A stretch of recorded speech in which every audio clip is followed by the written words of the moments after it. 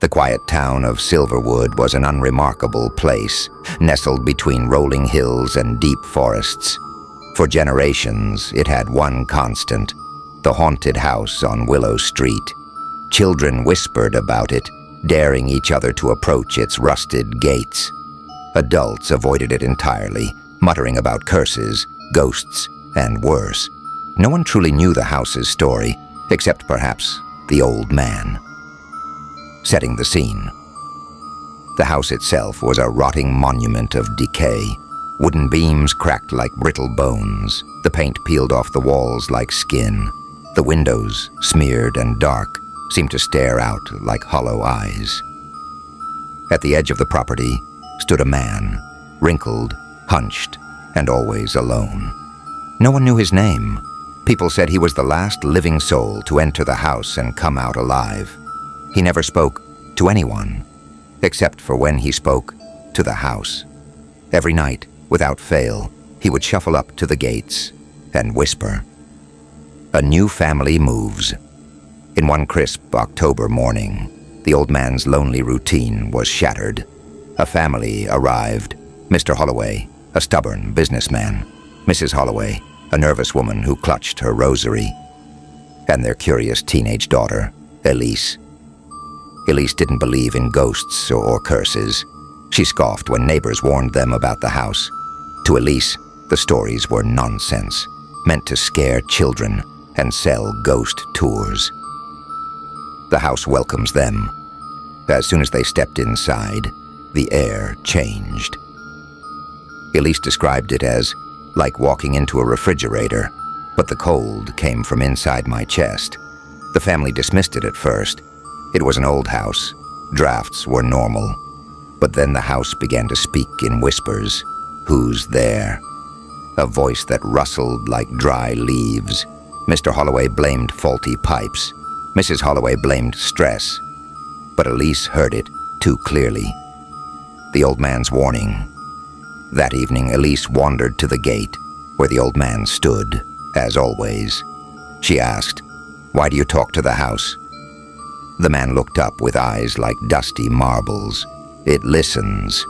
He paused, then added, "If you live there, you need to listen too. It will test you. If you fail..." He shook his head. "Don't fail." Elise tried to press him for answers, but the old man simply turned and walked away. In the first night that night, the house creaked and groaned. Elise woke up at 3:33 a.m. to a sound, a soft tapping on her window. She opened the curtains. Nothing. But the tapping continued, this time from inside her room. When she turned, she saw a figure, just a shadow, crouched in the far corner, watching her. And it whispered, "Who's there?" Elise screamed, but by the time her parents arrived, the room was empty. Over the next few days, Mrs. Holloway became sickly pale, as if something were draining her. Mr. Holloway grew irritable and angry, yelling at Elise for no reason. Elise kept seeing the shadow figure, always in corners, always watching. The house became colder, darker. The whispers turned into shouts. "Get out! Leave!" The old man returned to the gate each night, watching the family with pity. A desperate encounter.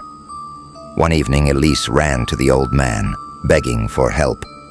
"Please, you know what's happening. What do I do?" The old man sighed. "It's testing you. The house doesn't want you here, but it won't let you leave. Not yet."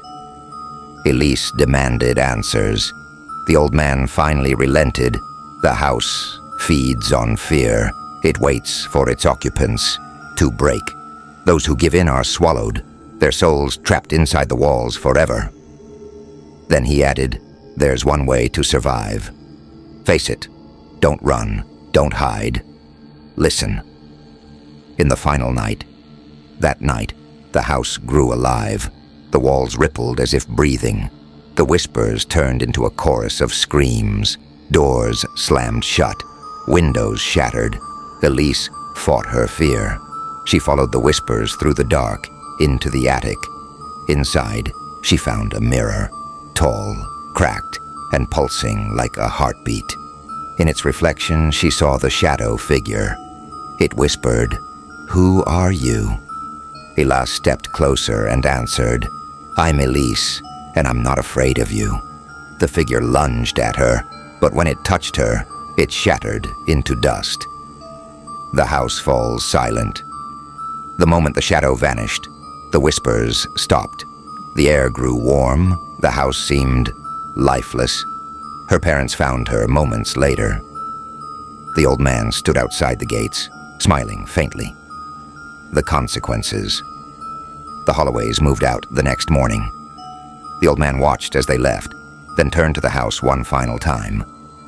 "Rest now," he whispered, and for the first time in decades, the house listened. In the end, years later, Elas returned to Silverwood as an adult. The house was gone, replaced by an empty field, but she swore. Sometimes at night, she could still hear a faint whisper on the wind. "Who is there?" Elise would smile and answer softly, "No one's here anymore," and the whispered would fade.